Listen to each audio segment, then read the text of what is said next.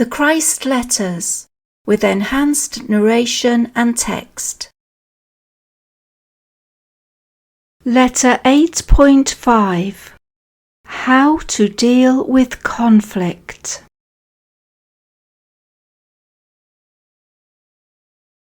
Why quarrel? Why fight? People wholly controlled by ego let fly and hammer away for their rights. Spiritually mature people solve problems by discussing them empathetically. What does this mean in human terms? It means listening to the other person with the spoken or silent acknowledgement that the way the other person feels in a certain situation is as valid and worthy of respect as are your feelings. When overtaken by a serious confrontation in which neither of you are prepared to yield an iota of ground, go away on your own and take time to realize that what you are engaged in is a battle of consciousness. The battle is not enjoined only as a result of what was actually done and said in a moment of extreme heat. What really took place was the upshot of what you both are in consciousness. This involves your backgrounds. The conflict springs from the personality itself, the type of ego drive a person possesses, the basic perceptions of right and wrong, the normal attitudes each have towards other people and life generally. Therefore, when you have conflict or confrontation, tell your opponent you are taking time off to stand still and quieten your mind, to be able to listen more helpfully. Then be very wise. Call on divine consciousness for an intervention of loving consciousness into the situation. Try to realize and visualize that both of you stand in the light of divine consciousness, equal in soul origins, equal in destiny, equally real, equally human, equally unique. Until you can fully immerse yourself in this realization, this state of mind, you are not yet ready to stand in the divine light, to lovingly sort out your conflict and hurt feelings. Return to your opponent and suggest you should meet and each have 5 or 10 full minutes in which to clearly, quietly explain your point of view, your perception of what was actually said, what the fight is really about, how feelings were hurt, how the matter should be resolved. Choose to let the other speak first, and again surrender the situation to divine consciousness. If there is a great deal of bitter accusation taking place, try to subdue your own ego and remain absolutely silent and calm. This will be a great help to the other speaker, since he will feel he is being heard. It will obviate the feeling of frustration. Rationally, realize you are helping your opponent, but do not puff yourself up for being superior. Try your best to see how much of what is being said is true about yourself, whatever it may be.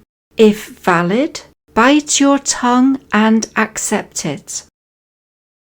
Be glad and rejoice, because in that moment you have had a moment of insight into your own human consciousness, giving you an opportunity to get rid of a facet of ego drive.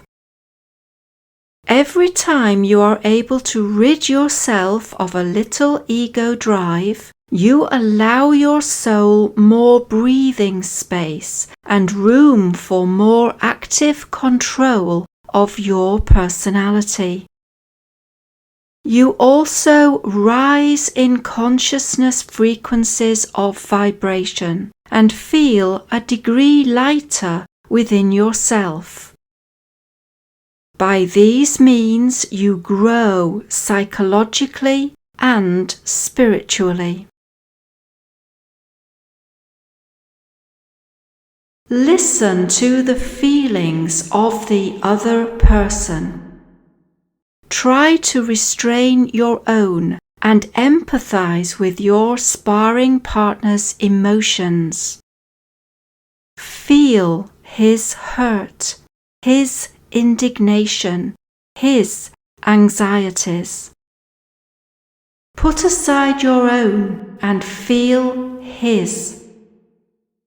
His represents both genders for brevity.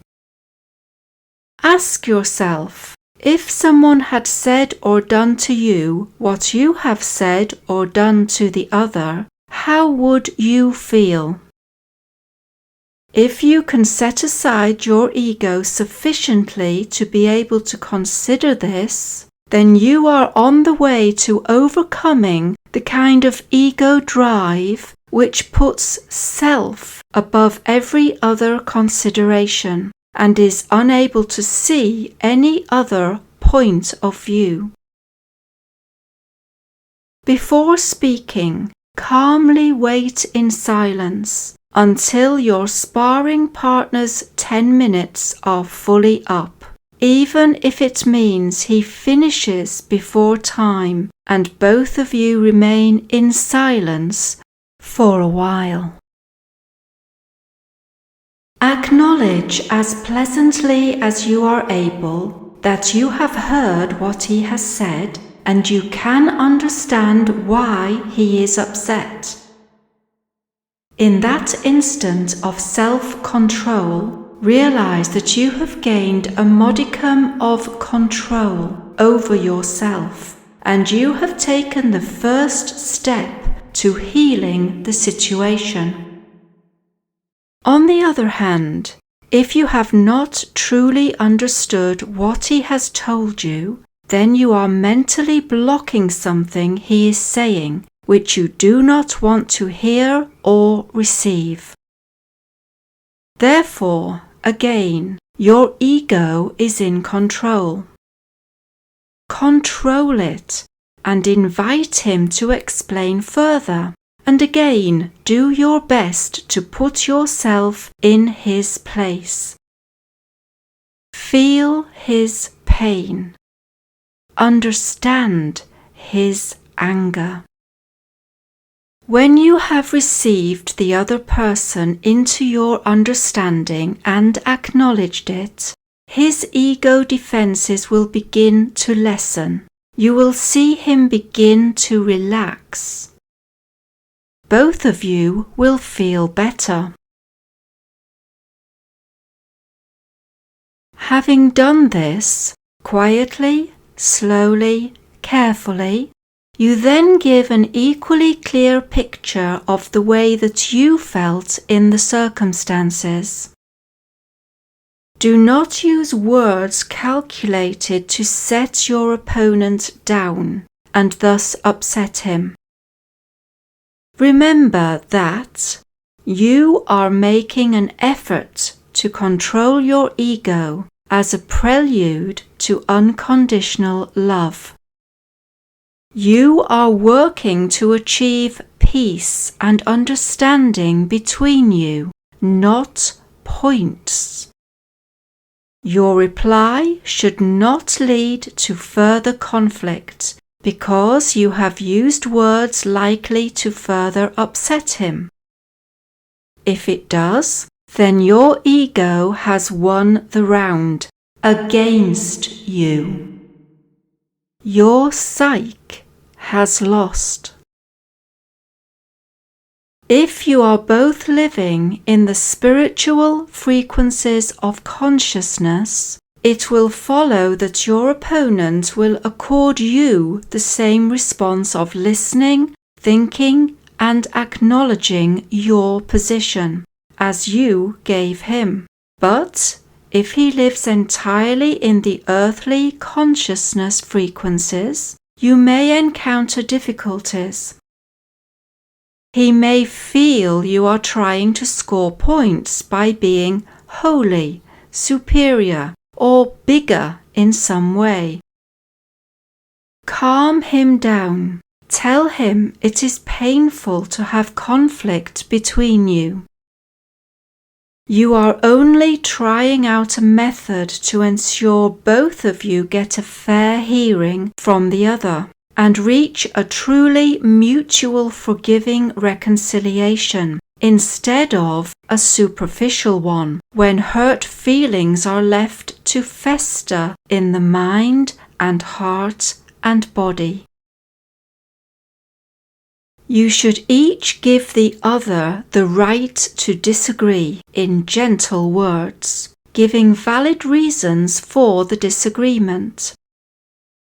Find the fortitude within yourself to recognize that you, as a human being, cannot possibly be always right, since you, like everyone else, has been born with a controlling ego drive which forces you to take up and strongly defend the position of top dog.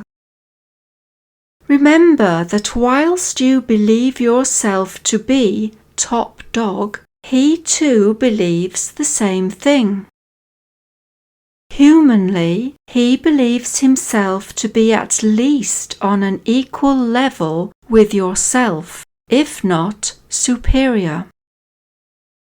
Whatever his ego causes him to think about himself and his point of view is exactly the same as your ego causes you to think about your opinions and ideas.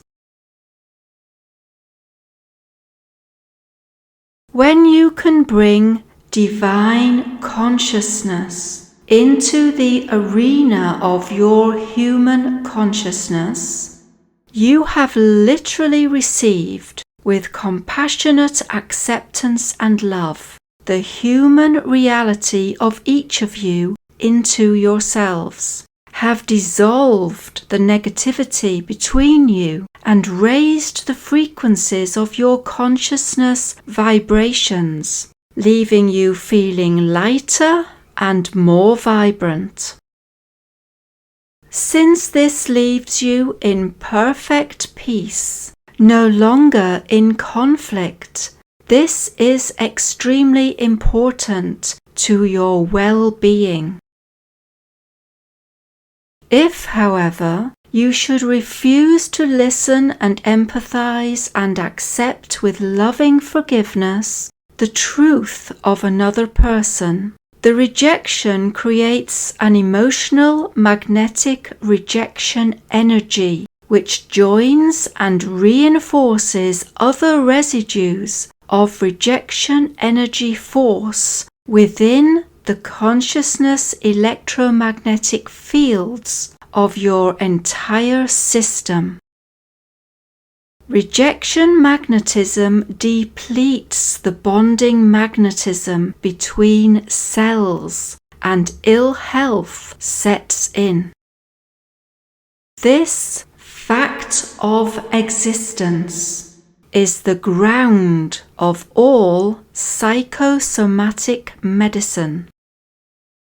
People who constantly blame and judge others and keep a wholly closed mind in regard to their own part in conflict, eventually experience some kind of radical breakdown in their physical or emotional makeup. If they can monitor and work on this tendency to exercise control, judge others, and exonerate themselves from blame, and can eventually give their soul full mastery in their personality, the breakdown of whatever kind it is will ultimately disappear completely. If, during conflict with another, you give time, space, and understanding, but only encounter stubborn resistance in the form of a continual statement of personal, aggrieved feeling, then you are dealing with ego blindness, and the only thing to do is to laugh, concede defeat, and walk away. Providing you walk away with forgiveness and understanding of their controlling ego, you may have conceded defeat, but you gained victory over self and refrained from introducing negative vibrations into your consciousness field. The very worst thing you can do to promote discord is to tell a person they shouldn't feel a certain way, or they do not mean what they are saying. These two sayings are a gross violation of the dignity and respect due to the other, and you have rejected the human reality of the other person. You may question a person, do you really mean what you are saying? If the answer is yes, then it must be accepted, and the discussion should continue from that point. Never ignore what another person is trying to tell you because you do not want to face up to what is being said. This is cowardice and gives points to your ego. Be brave and listen with both ears open to receive the truth behind the words. You must accept the reality of a person, whether you agree with it or not, even if a facet causes you shock or displeasure. Remember, you do not know the full circumstances out of which that human consciousness has grown into its present form. If you judge, criticize, condemn in any way, you have erected a barrier between yourself and that person, which will not be removed, no matter how much you may wish to overlook everything negative in him and become friends in the future. Unknowingly, what you reject in him will remain in your consciousness as a foundation for future discords, which will build up and eventually outweigh the affection. Unwittingly, you will say things in the future reflecting your underlying secret mistrust or displeasure. Instead of accepting his weaknesses with love and helping him deal with and overcome them, you will put him on his guard against you, and he will never fully trust you. Your ego and his ego will have had a secret battle which neither of you will be aware of consciously. Love could turn to hate.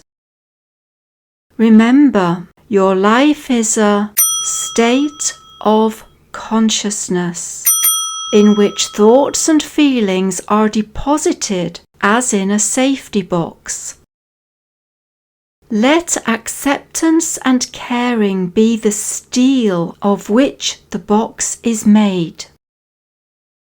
When you have an encounter with someone to whom you are drawn, if only in friendship, and you discover that there are elements in his past which are contrary to your principles, you have the option to remain in contact with him, fully accepting his past, and possibly in future situations pointing out the characteristic logically and lovingly, helping him grow, or, if this is impossible, promptly removing yourself from the situation until you can see his problems from the perspective of loving acceptance, inspired by divine consciousness, and you find him receptive to your principles.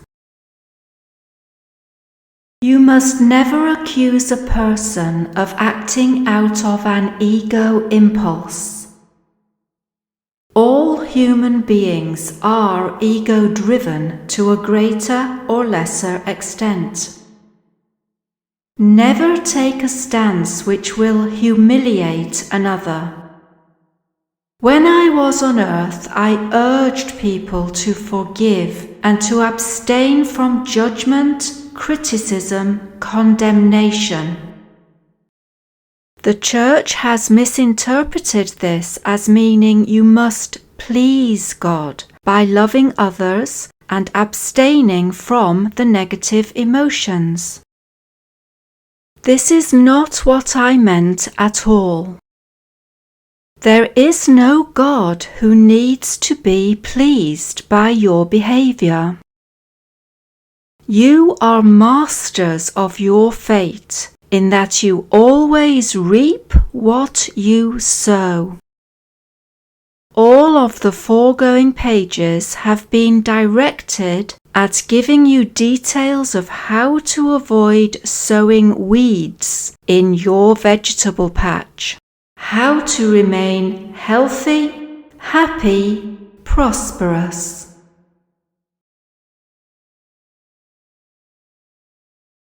Footnote: I came and have come now to help you find life more abundant and infinite joy.